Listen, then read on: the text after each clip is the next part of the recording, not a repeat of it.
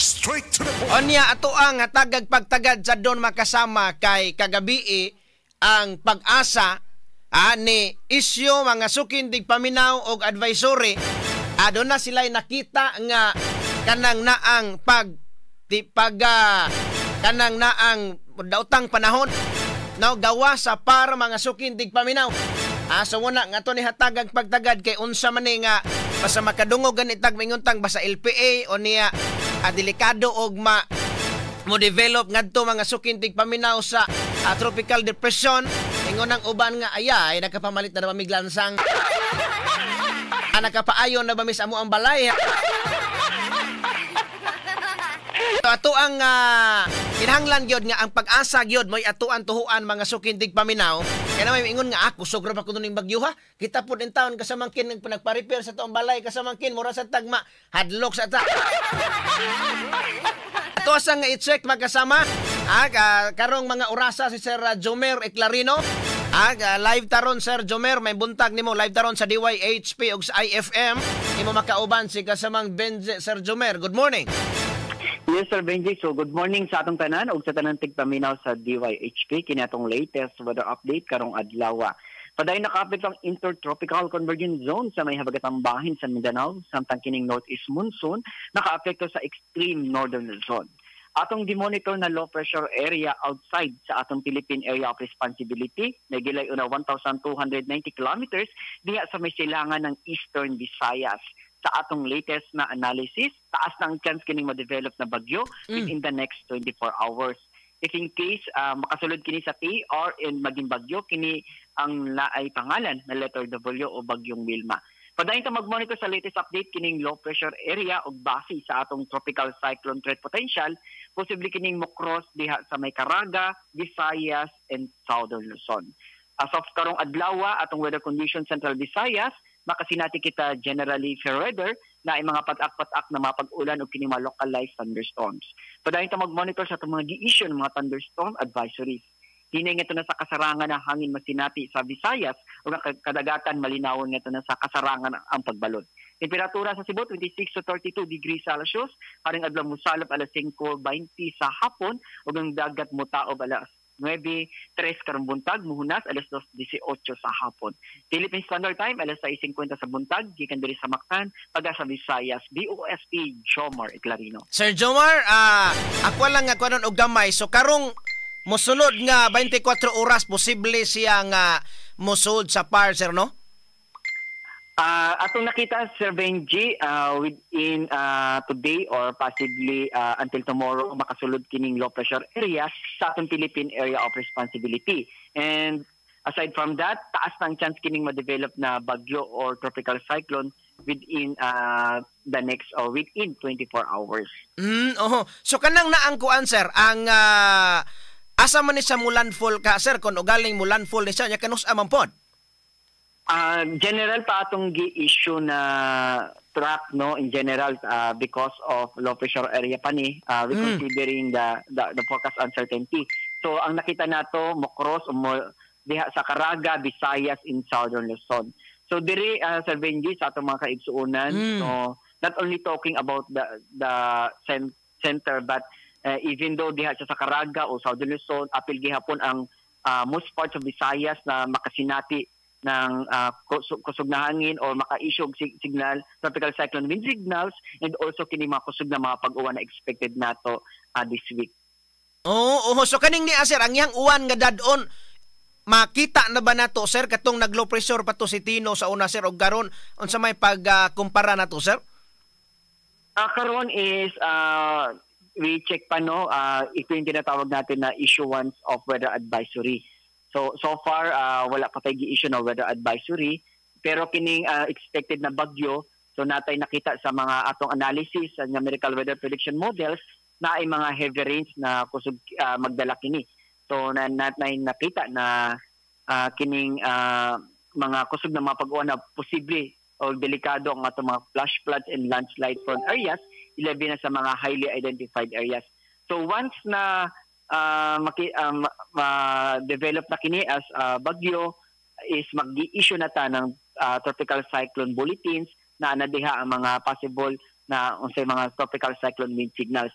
Aside from that, in advance pod na 3 days advance in 3 days na natay weather advisory kining masold na dire kung kinsay mga area ang makasinati og 50 to 100 millimeters, 100 or 200 millimeters or more than that. So kanus ato sa Mulan for sir Friday? Ang atong critical pag duol niya diri sa Visayas until December 7. December 7 so Friday. 7, until December 7 is na diri sa Visayas and going out pa niya December 8 onwards. Okay. Kay pananglitak ato sa Mulan Fall sa kuan sir sa Caraga, medyo layo-layo ra diri sa ato sa Sugbo kaha ang kuan or makaabot gyapon og uwan kun og ugali. So ako ganina no, even though Caraga ang landfall niya apil gihapon ta sa sirkulasyon, kini makasinati gihapon tang kusog na hangin if naging bagyo na si kining si Wilma og kusog na mga pag-uwan. If Southern Luzon sad apil gihapon ang Visayas sa sirkulasyon sa Bagyo Pohon o kining kusog na mga pag-uwan. Okay. Sige Sir Jomar, salamat kayo ha sa imong update gikan des Pag-asa on niya from time to time mo kwamig update diha kay kinahanglan nga kita masayod tan ini kay pananglitan og nga tuang nga makaigsuunan in town kanunay po nagmonitor sa DYH Big Say FM at is makakuha in town mig unsa poy asan ng mga eryaha mga lugara na ang isa signal number 1 kung ugaling mo sud na ni sa parser. Salamat kay Sir Jomar. Yes sir, no, daghang pud salamat sa DYHP to disseminate ang official information gikan sa DOST Pag-asa. Actually, kining tropical cyclone threat potential advance in 2 weeks nakita na nato. Last week pa nagsulti na ay possible na ma-develop na bagyo. And karon dapat daily monitoring ta because full blown na kining low pressure area and taas lang siya sa maging bagyo. So aware na ta and if kini as individual if alam na natin ang atang hazard prone ta sa mga baha, landslides o nagpuyo ta sa duol sa sapa o sa river, so dapat makipag-coordinate ta sa atong mga local government units and also as well as sa ating mga disaster managers. Daghang salamat, good morning ug bag-amping tanan. Okay, salamat kaayo Sir Jomar Eclarino gikan sa Pag-asa DOST Visayas sa update no nga gihatag diri sa DYHP ug sa IFM. So muna makasama ato ang mga kaigsunan ato ang mga pinanggan tigpaminaw. Kay ningon ra ba ang Pag-asa nga posible nga dunay kusog nga hangin ug kusog nga uwan. Sus man malato mga sukin tigpaminaw ning bagyo hinong gasunod-sunod mahinoon niya. So ugaling o mosulod mga sukin tigpaminaw sa Philippine Area of Responsibilities kung PAR kaning ni ang bagyo mga sukin tigpaminaw o low pressure area tawgon kini og si bagyong Wilma. So posible nga makasud siya sa Pilipinas dili karon tingali mga sukin tigpaminaw o possible gyud ugma. Posible ugmang adlaw Miyerkules apit sa 5 mga sukin tigpaminaw makasud na siya apan mulanfall siya naas mga 7 or 8 no Biyernes og Sabado mga sukin tigpaminaw kaning ni nga mao nga bagyo so muna ang ningon ra bato nga kusog heavy rains heavy bihaw bintang heavy rains kusog kayong basig kusog uwan ba basig sobra pastino unya ni simbako lang punoy. Pero muna nga mas maayo nga mahibalo tadaan at least magkaigsuunan akatong nga nibalik darabang uban kasamangkin dito sa mga ilaha nga mga balay ba nga katong mga totally damage ang uban nag balong-balong lang in town ngadto ang uban naghimo og temporaryo nila nga matulugan kay no build zone naman to di na pabalikon dito apan wa pa may gihatag nga relocation. Wa pa may gihatag nga relocation ang gobyerno na apay gipang planuhan. Pero ang uban sad kasamangkin kay di man komportable adto sa evacuation center ang uban. So kadtong dunay choice nga maka pangita mga sukin tigpaminaw ka hiklinan usa adto usa magtukod-tukod. Hadlok man sa tani bag-o ra bangga nagpa-repair ato ang mga kaila kasamangkin da.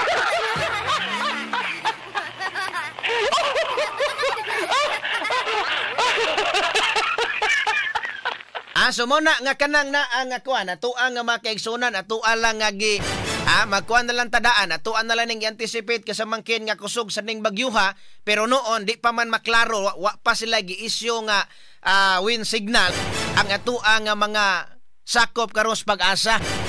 So kaning ni basta Visayas, kita gihapon bisan pag adto sa Caraga mga sukintig paminaw arena sa may tumoy nga bahin sa or kana bandiri sa kanang naang tumoy nga bahin sa Luzon area igo gihapon ta kay lapad man gihapon di ay kasamangkin ang kanang iyahang gidala nga uwan aning ni ang maong bagyo. Kaning si Wilma mga sukindig paminaw. Wa pa gani na ang uban nga mga murag wa pa gani ma-release kasamangkin ang tag 10,000 pesos sa totally damage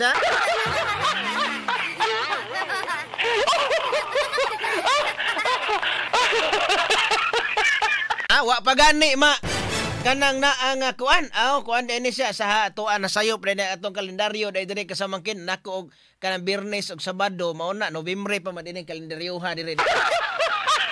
So kanang nasalamat kayo kasama nga amuruhanen sa ang kuan di ay Disyembre nya Enero pa man din kalendaryo dire. So Lunes og adumi sa man ni December unya 7 to 8.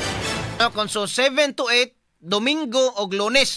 Posible Lunes sa kadlawon o baka Domingos gabi mulandfall mga sukintig paminaw. Sus, may lagi din tawag adlaw ni kay kanang naa nga ang kuyaw anig aristungang gabi or kadlaw na pod.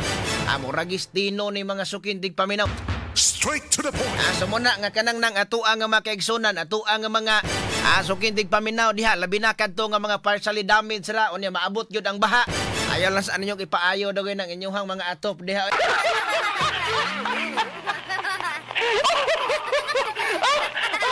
At tanawa ang gobyerno wa pa nakahatag sa tag 10,000 pesos sa totally damaged unya wa pa na panghatag pod ang 5,000 sa partially damaged.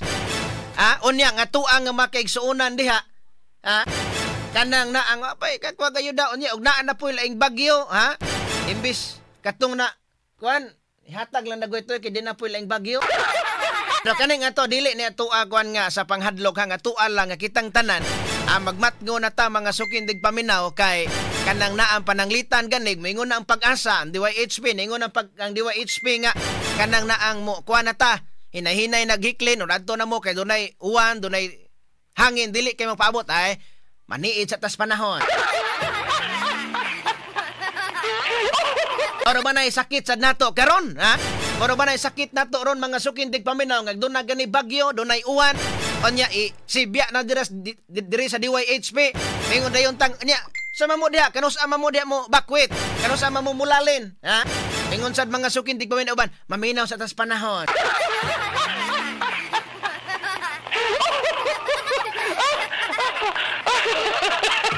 Pagpaminaw sa panahon nakatog mga sukintig paminaw pagmata wa na tagihawak ng tubig. So muna simbako lang po din tao nakita doon na natay leksyon nga nakuha ni adtong bagyo mga sukintig paminaw Tino muna to makaigsunan nga naminaw kinahanglan magmatngon sad ta ang kanang na ang bahala na lang mamakwit ta dito at least wa mo po'y makuha natong mamakwit ilak lang yung balay kay basig kawatan mo musunod.